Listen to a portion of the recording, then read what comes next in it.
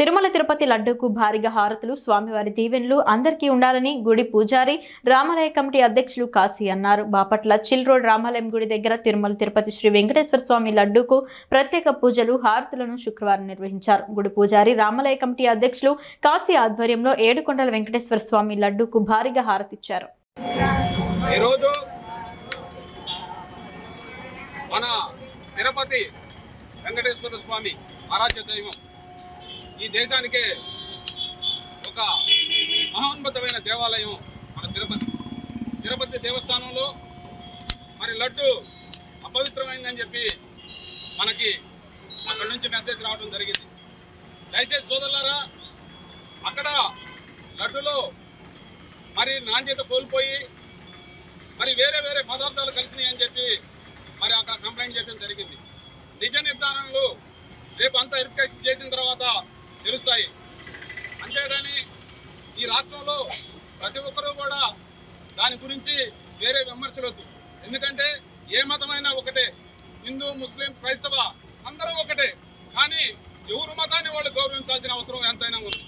దాని నిమిత్తమే ఈరోజు మన పవన్ కళ్యాణ్ గారు కానివ్వండి, మరి కొంతమంది ఈ దేశంలో ఉన్న, ఈ రాష్ట్రంలో ఉన్న నాయకులు మరి తిరుపతి వెంకటేశ్వర స్వామి గురించి ప్రత్యేకంగా మాట్లాడడంలో తప్పేమీ లేదు.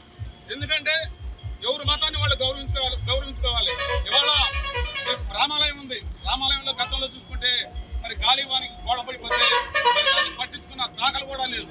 మరి ఆ రోజున కొంతమందికి భయపడిపోయి మరి రామాలయం దగ్గరికి కూడా వచ్చిన దాఖలు.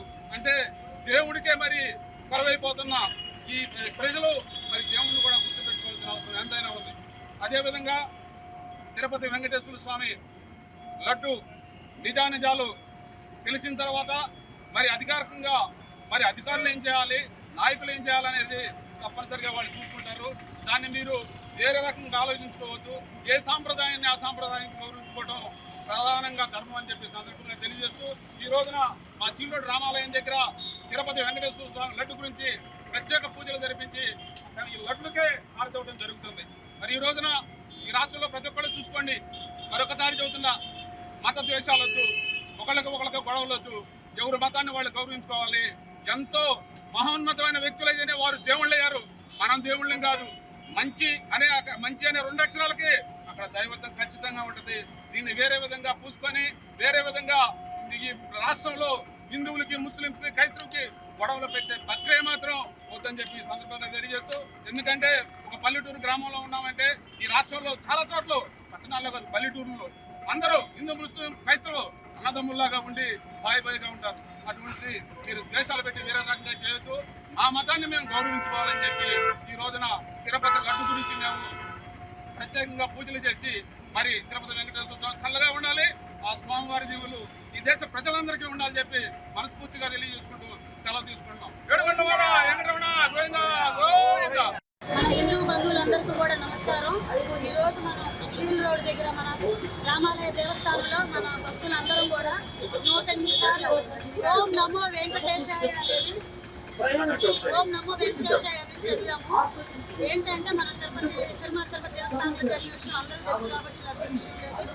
ఆ క్షమాపణ కోసం మనం తెలుసో తెలియక అందరం కూడా ప్రసాదం స్వీకరించుంటాం. కాబట్టి ఇదేంటంటే కుల మతాలకు అతీతంగా, రాజకీయాలకు అతీతంగా మనందరం హిందూ బంధువులం కాబట్టి మనం అందరం కూడా అన్ని దేవాలయాలు ఇట్లాంటి కార్యక్రమాలు చేసి స్వామివారికి మనం క్షమాపణ కోరుకుని ఆయన ఆశీస్సు మనం అందరం తీసుకోవాలి. అట్లాగే మన సీఎం, మన డిప్యూటీ సీఎం పవన్ కళ్యాణ్ గారు కూడా మన సనాతన ధర్మం కోసం ఆయన కూడా క్షమాపణ దీక్ష తీసుకున్నారు. మనందరి కోసం ఆయన తీసుకున్నారు కాబట్టి మనమందరం కూడా ఆయనకి ధన్యవాదాలు, కృతజ్ఞతలు తెలుపుకోవాలి. ఇప్పుడు మనకు ఉంది ఒకే ఒక ఉద్దేశం అండి, అందరం ఒకటే, అందరం కలిసిమెలిసి ఉండాలి. కానీ మన ధర్మాన్ని మనం కాపాడుకోవాలి. ధర్మం రక్షిత అన్నారు కాబట్టి ఇట్లాంటి ఇంకెక్కడ కూడా జరగకుండా చెడు అనేది అందరం బాగుండాలి. కాబట్టి అందరం కలిసిమెలిసి ఈ కార్యక్రమాలు ఇంకా ముందుగా ఇంకా మంచి కార్యక్రమాలు ఇంకా ఎక్కువ జనంతో చేసుకోవాలని